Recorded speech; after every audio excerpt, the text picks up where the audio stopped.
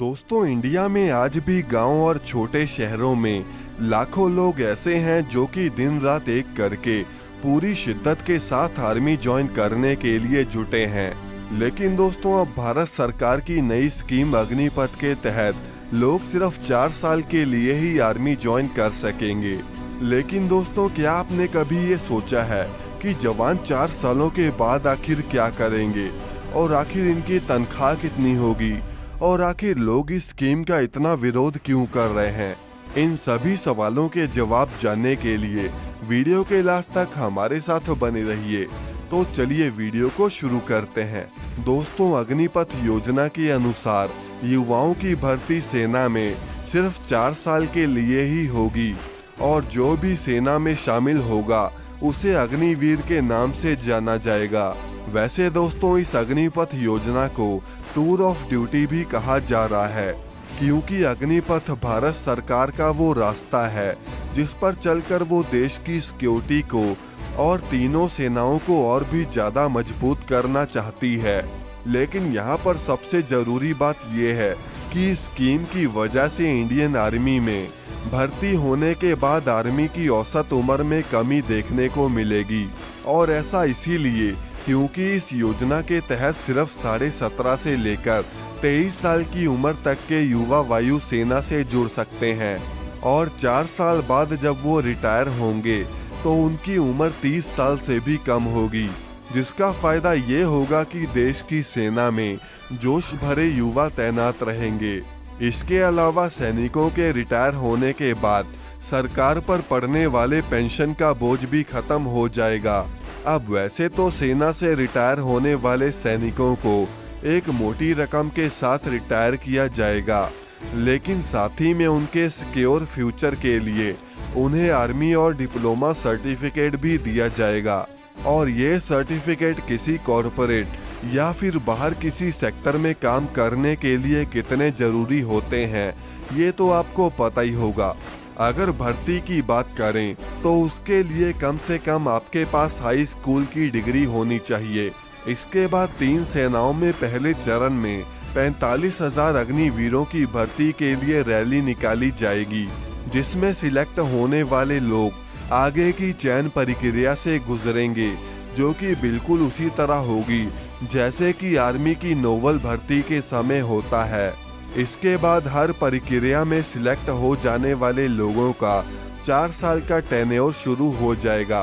दोस्तों, आपको बता दें कि इन 4 सालों में जवान को सिर्फ 3.5 साल ही नौकरी करनी होगी, क्योंकि बचे हुए 6 महीने में ट्रेनिंग का पूरा प्रोसेस होगा, जिसमें सरकार अपना पैसा खर्च करके कैंडिडेट को इस लायक बना देती है कि वो जवान देश और उसकी सिक्योरिटी के लिए हर हालात में डटकर खड़ा रहे। और फिर 6 महीने की इस ट्रेनिंग के बाद जवान अपनी अलग अलग रैली के अग्निवीर बनकर अलग अलग रेजिमेंट का हिस्सा बन जाएंगे।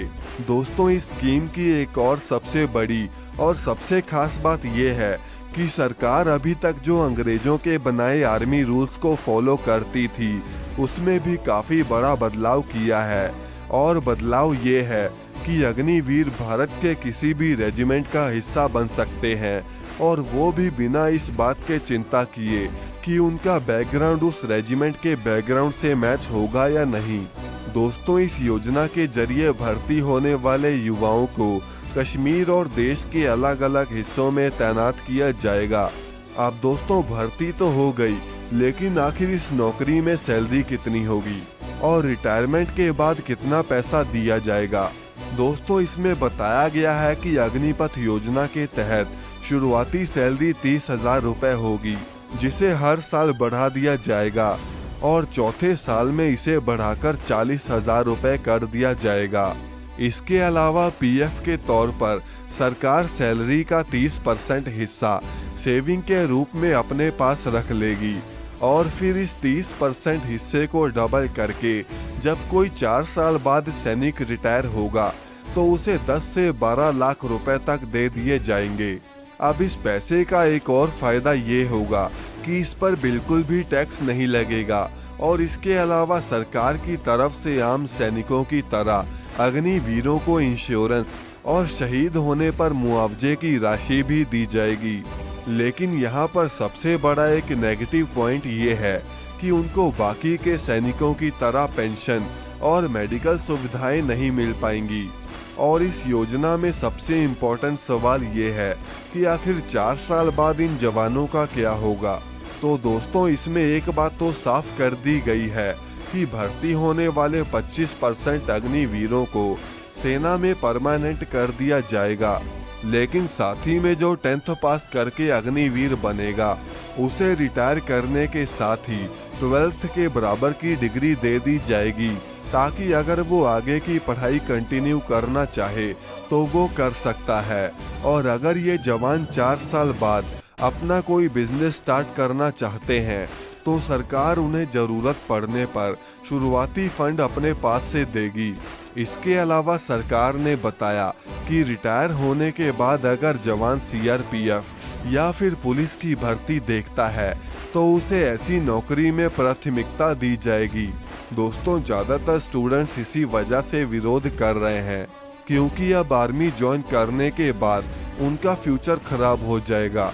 क्योंकि अक्सर आपने देखा होगा कि एक्स आर्मी ऑफिसर को या तो एटीएम के बाहर या फिर किसी फैक्ट्री के बाहर सिक्योरिटी में नौकरी मिलती है, और सरकार जो रिटायरमेंट के बाद 4 साल का सर्टिफिकेट देगी तो उसकी इतनी भी वैल्यू नहीं होगी कि वो किसी आईटी कंपनी या फिर किसी हाई प्रोफाइल कंपनी में जा सके, क्योंकि आर्मी के स्किल्स उनके किसी काम के नहीं होंगे।